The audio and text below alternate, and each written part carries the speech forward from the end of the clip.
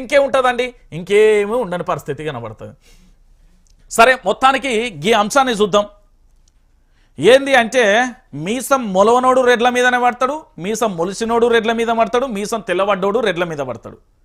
కానీ తినే సొమ్ము అంతా మళ్ళా రెడ్లదే. నేను ఎందుకు ఈ బాహాటంగా మాట్లాడుతున్నా అంటే మొన్న ఎమ్మెల్సీ స్టేట్మెంట్ మాట్లాడినాం. ఇవాళ ఈయన మాట్లాడుతాడు. ఏంది తెలంగాణను అడ్డుకున్నది కాంగ్రెస్ రెడ్లే, నేడు కులగణన ఆపేందుకు యత్నిస్తారు. నాడు పిసిసి వర్కింగ్ ప్రెసిడెంట్ పదవి రాకుండా ఉత్తమ్ జగ్గారెడ్డి అడ్డుకున్నారు. యాదవులకు రాజ్యసభ ఒకటే కాదు, ఇంకా చాలా చేయాలి, ఇలా చేయాలి. కార్యకర్తల భేటీలో అంజన్ కుమార్ ధ్వజం అంటూ కూడా చెప్పిండు. ఏం చెప్తున్నాడు అంటే తెలంగాణను అడ్డుకున్నది కాంగ్రెస్ రెడ్లట. తెలంగాణ కోసం, ఉద్యమం కోసం కేసీఆర్ వెన్నుదన్ను నిలిచి కేసీఆర్ కోసం ఇదే కాంగ్రెస్ పార్టీలో ఉన్న కోమటిరెడ్డి వెంకటరెడ్డి రాజీనామా చేసి తెలంగాణ ఉద్యమం కోసం చేశాడు. మరి ఆయనదే కులం, రెడ్డి కులమే కదా. అదేవిధంగా తెలంగాణ రాష్ట్ర వ్యాప్తంగా ఉన్న మంత్రి జగదీష్ రెడ్డిది ఆయనదే కులం, రెడ్డి కులమే కదా. దాంతోపాటు నిరంజన్ రెడ్డిది ఏ కులం, రెడ్డి కులమే కదా. దాంతోపాటుగా పూర్తి స్థాయిలో కూడా పూర్తిగా అంటే బీఆర్ఎస్ పార్టీలో ఉన్న 85% మంది కూడా రెడ్లు తెలంగాణ ఉద్యమం కోసమే పోరాటం చేసిళ్ళు. అంజన్ కుమార్జీ మీకు తెలియకపోతే నేనేం చేయలేను. ఇంకొక విషయం ఏంటంటే కులగణను ఆపేందుకు మీ ప్రభుత్వానికి, మీ అధికారులకు మీకు సఖ్యత లేకపోవడం వల్ల మళ్ళా వచ్చి మా మీద పడుతున్నారు తప్ప ఇక్కడ పీకేది ఏమీ లేదు. ఇంకొక విషయం ఏంటంటే నాడు పిసిసి వర్కింగ్ ప్రెసిడెంట్ పదవి రాకుండా ఉత్తమ్ జగ్గారెడ్డి అడ్డుకున్నారట. ఒక విషయం చెప్తా, ఇదే బీసీలుగా మాట్లాడుతున్నారు కదా. ఏది డిఎస్కి ఇస్తే ఏ పార్టీ వేయండి, పొన్నా లక్ష్మయ్యకి ఇస్తే ఏ పార్టీ వేయండి, దాంతోపాటు ఇతర పార్టీలకు సంబంధించిన నేతలందరూ ఏ పార్టీలో వేయరండి బీసీలకు ఇస్తే. మరి రెడ్లు ఈరోజు కాంగ్రెస్ పార్టీని అధికారంలో తీసుకొచ్చింది ఒక రేవంత్ రెడ్డే కదా. ఈరోజు అదే పార్టీని కాపాడింది ఓ జానారెడ్డే కదా. తెలంగాణ ఉద్యమంలో జానారెడ్డి పూర్తి స్థాయిలో ఎంత పోరాటం చేయలే. ఇదే తెలంగాణ ఉద్యమం కోసం ఆహార్నిశలు కష్టపడ్డ వాళ్ళే కదా. దాంతోపాటు పూర్తి స్థాయిలో ఉత్తమ్ కుమార్ రెడ్డి బాధ్యతలు చేపట్టిండు కదా. ఈరోజు పూర్తి స్థాయిలో కూడా ఏంది అంటే మీసం మొలవనుడు, మీసం మొలిసినోడు, తెల్లవడ్డడు ఆగుతలే రెడ్లు కులాల మధ్య చిచ్చు పెడుతున్నారు. రబై గా కాళేశ్వరం దగ్గర హత్య జరిగింది, దాని సంగతి ఏందో తెలుగు. బీసీ బిడ్డ ఆయనే. మీ ఒంట్లో సావ సాగపోతే మీ ఛానళ్లలో, మీ పత్రికలలో ఆయన ఎట్లా చచ్చిండు అనే ఆధారాలను తీసుకురండి. ఈరోజు బాగా మాట్లాడుతున్నారు కదా రెడ్ల మీద.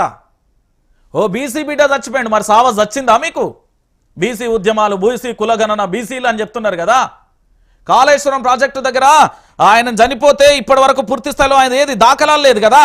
దాని గురించి ఏమైంది? ఈరోజు పూర్తి స్థాయిలో కూడా దాని గురించి చెప్తలేరు కదా. ఎందుకంటే తెలంగాణ రాష్ట్ర వ్యాప్తంగా ఇంత జరుగుతూ ఉంటే కూడా దాని గురించి ఇప్పటి వరకు సరిసప్పులు లేదండి. ఏది పోరాటం చేస్తే హత్యనేనా, రాజకీయం చేస్తే పదవులు. దాంతోపాటు ఏంది గతంలో కూడా గత ప్రభుత్వంలో కూడా వామన్ రావు దంపతులు కానీ వాళ్ళు ఒక బీసీ బిడ్డలే కదా. నేడు కాళేశ్వరం ప్రాజెక్టు మీద న్యాయ పోరాటం చేసిన ఆ అడ్వకేట్ సంజీవ్ రెడ్డికి గుండెపోటు, దాని తర్వాత రాజలింగమూర్తి హత్య, ఇలా ఎన్నో స్థానికంగా ఎన్నో పోరాటాలు చేసిన వాళ్ళందరూ కూడా ప్రాణాలు వదిలించిన పరిస్థితి.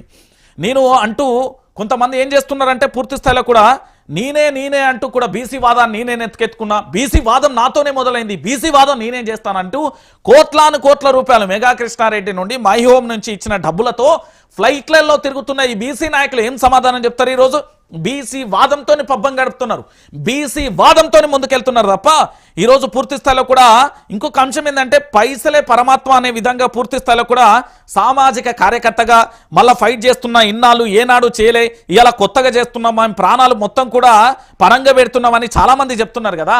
మీ పత్రికలలో ఇదే ఎవరు పూర్తి స్థాయిలో కూడా మొన్న రాజా లింగమూర్తికి సంబంధించి హత్య జరిగింది కదా, ఆయన గురించి ఏ పత్రికలు రాసిండని, ఏ పేపర్లు వచ్చినాయి ఇదే బీసీ వాదం గురించి చెప్తున్నారు కదా.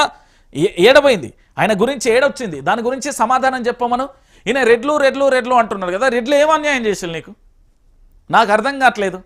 సబ్బండ వర్గాలను ఒక తీరుగా చూడాల్సి, అందరూ భిన్నత్వంలో ఏకత్వం భారతదేశం అంటారు కదా. అన్ని కులాలు సమానమే అని డాక్టర్ బాబాసాహెబ్ అంబేద్కర్ కూడా చెప్పిండు కదా.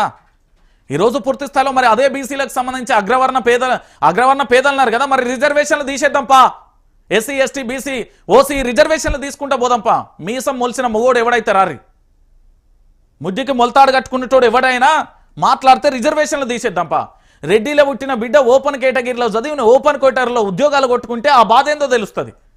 ఓసీ సర్టిఫికేట్ కొని కాలేజీలలో స్కాలర్షిప్లు కట్టుకోకుండా బైకాష్ కడితే అర్థమవుతుంది. వాళ్ళ కనీసం తినడానికి తిండి లేకపోతే ఆ బాధ ఏందో అర్థమవుతుంది. కానీ ఇలా ఏమన్నా అంటే రాజకీయంగా వీళ్ళ పబ్బం గడపడం కోసం అంతే. వీళ్ళ పబ్బం గడపడం కోసం వీళ్ళ తహతహాలు ఆడుతున్నారు తప్ప వీళ్ళ యొక్క స్వార్థాల కోసం తప్ప ఇంకేమీ లేదు. నేను చెప్తున్నా కదా, నేను చెప్తున్న విషయం ఏంటంటే రెడ్ల మీద వీళ్ళందరూ పడి ఎందుకు ఎడతాళ్ళంటే ఈరోజు పూర్తి స్థాయిలో వీళ్ళ రాజకీయ స్వార్థ నీచమైన అనాలోచితమైన నిర్ణయాలు ఒకటే.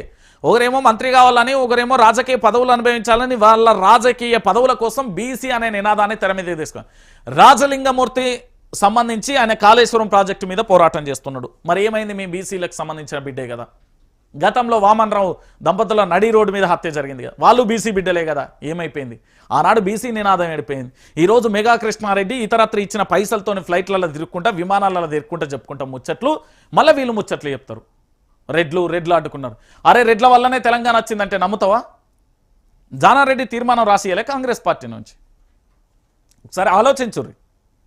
కేసీఆర్ ఎన్నుకున్న మొత్తం దండ ఎంత ఇవ్వలేదు? రెడ్లు కాదా?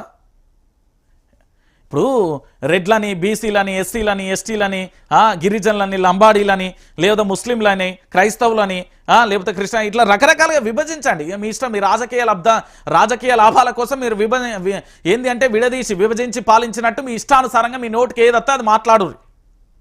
కానీ ఇక్కడ ప్రజల యొక్క మనోభావాలు దెబ్బతింటే, ఇక్కడ కుల మతాల మధ్య చిచ్చు పెట్టద్దు అనే ఇంకిత జ్ఞానం కూడా మనకు లేకపోయే. ప్రతి ఓడొచ్చి రెడ్ల మీద పడతాడు. ఏదో ఇలా ఇల్లు ఏదో కబ్జాలు చేసినట్టు, లేకపోతే ఇతరత్ర ఏదో చేసినట్టు. ఏమన్నా అంటే బీసీ నినాదం. అరే నాకు అర్థం కాదు. ఇప్పటి వరకు బీసీల కోసం కొట్లాడిన ఆర్ కృష్ణయ్య పోయి పార్లమెంట్లో కూర్చున్నారా నాయన?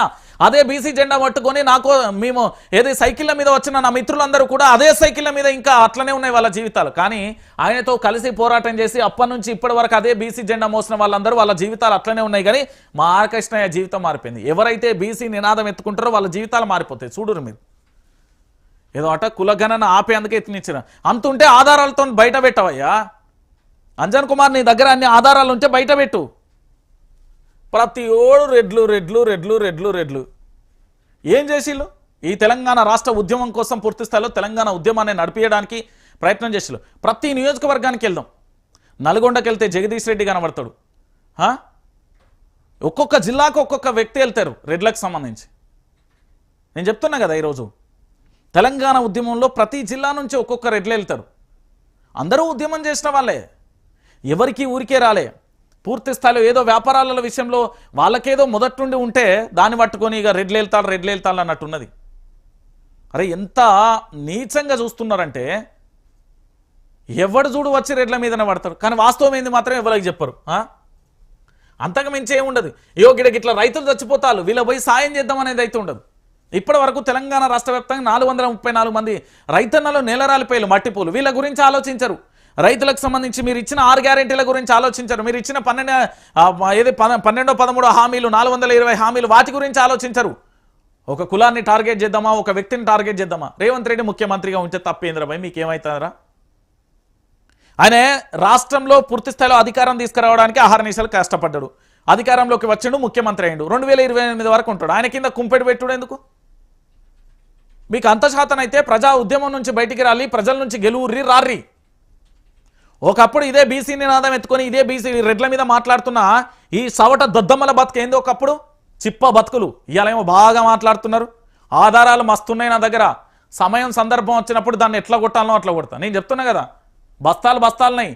ఈ రోజు ఏదో మాట్లాడుతున్నారు కానీ ఒక్కొక్కటి మస్తున్నాయి నా దగ్గర. నేను మానవత్వమైన కోణంలో ఆలోచిస్తున్నా. ఇక్కడ తెలంగాణ రాష్ట్ర వ్యాప్తంగా రైతులు మొత్తం చచ్చిపోతూ ఉంటే, ఆడ పంటలకు నీళ్ళందక వాళ్ళు చస్తూ ఉంటే, ఓ పక్కన కరెంటు కోతలు ఉంటే, ఓ పక్కన యూరియాకు సంబంధించి ఇబ్బందులు ఏర్పడతా ఉంటే, ఒక పక్కన ఉద్యోగాలు లేకపోతే, ఓ పక్కన పరిశ్రమలు రాక ఆందోళన పడతా ఉంటే, ఓ పక్కన సంబంధించి డంపింగ్ యార్డ్తో ఆందోళన పడతా ఉంటే, ఇంకో పక్కన పూర్తి స్థాయిలో కూడా ఆర్టీసీకి సంబంధించి ఆటో డ్రైవర్లకు సంబంధించి ఫ్రీ బస్సు వాళ్ళు ఇబ్బంది పడతా ఉంటే, ఇన్ని సమస్యలు కనబడతా ఉంటే పోయి ఒక కులాన్ని టార్గెట్ చేద్దాం, ఒక మతాన్ని టార్గెట్ చేద్దాం. ఇంతకు మించి పీకింది ఏమీ లేదు. నేను చెప్తున్నా కదా, కాంగ్రెస్ అంటేనే గిట్లనే ఉంటుంది. తెలంగాణ రాష్ట్ర వ్యాప్తంగా గిట్లనే ఉంటుంది. మరి కేసీఆర్ అనే వ్యక్తి ఎప్పుడూ అట్లా ఆలోచించలేదే? కేసీఆర్ అనే వ్యక్తి ఒకసారి మీరు ఆలోచించుర్రి. కల్వకుంట్ల చంద్రశేఖరరావు అనే వ్యక్తి నిజంగా కూడా రియల్ హీరో. ఎందుకు నేను ఈ విషయాన్ని చెప్తున్నానంటే, దళితులకు దళిత బంధువు చెప్పిండు, బీసీలకు బీసీ బంధువు చెప్పిండు, ఓసీలో అగ్రవర్ణ పేదల కోసం కూడా పథకం తీసుకురాబోతుండే. కానీ అధికారం పోయింది. నేను ఏమంటున్నానంటే, ఈరోజు కేసీఆర్ పాలనలో పూర్తి స్థాయిలో ఉపాధికి నిలయంగా తెలంగాణ ఉన్నది కదా, పూర్తి స్థాయిలో మీరు చూస్తున్నారు కదా. తెలంగాణ జిఎస్డిపిలో ఏ రంగంలో ఎంత వాటా అనేది కూడా ఇక్కడ చూడుర్రి. పూర్తి స్థాయిలో నేను చెప్తున్నా, ఎందుకంటే యావత్తు తెలంగాణ సమాజం కూడా ఆలోచించాలి. గతంలో ఎంత అద్భుతంగా ఉండే, ఇట్లా ఏమైపోయింది.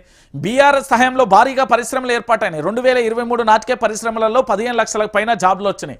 టీఎస్ ఐపాస్ కానీ, టీ హబ్ కానీ, వి హబ్ కానీ, టీ వర్క్స్ కారణంగా రాష్ట్ర గణాంక నివేదిక 2024 అట్లాస్లో వెల్లడించింది. నాడు తెలంగాణ నుంచి ఇతర రాష్ట్రాలకు వలసలు దశాబ్ద ప్రగతితో ఇతర ప్రాంతాల నుంచి రాక అంటూ వచ్చిన పరిస్థితి కనబడుతుంది. ఈ కేసీఆర్ లెక్క ఆలోచించి కల్వకుంట్ల చంద్రశేఖరరావు లెక్క తెలంగాణ రాష్ట్రాన్ని అగ్రపదంలో ఉంచడానికి ప్రయత్నం చేయాలి. కనుక ఏమన్నంటే రెడ్డోని మీద పడదామా, వాని మీద పడదామా, వీని మీద పడదామా, ఇంత మించి వీళ్ళు పీక్ పొడిచింది మాత్రం ఏముండదు. అంత మించి ఏముంటుంది.